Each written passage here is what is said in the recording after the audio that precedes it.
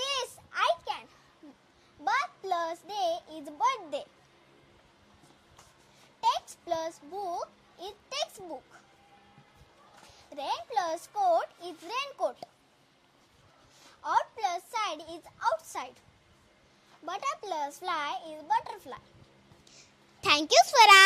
Ishanvi, do you know what are homophones? Yes, I know.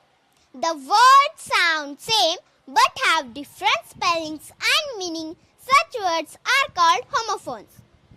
Ishanvi, can you give me some examples? Yes, I can. Whole, whole. Whole means complete pizza. Whole means hole in the ground. Hair, hair. Hair means human body part. Hair means an animal. Eight, eight. Eight means number. Eight means I ate an apple. Right, right. Right means to make words. Right means correct symbol.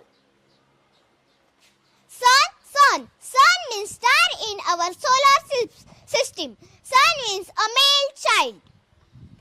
Sea, sea. Sea means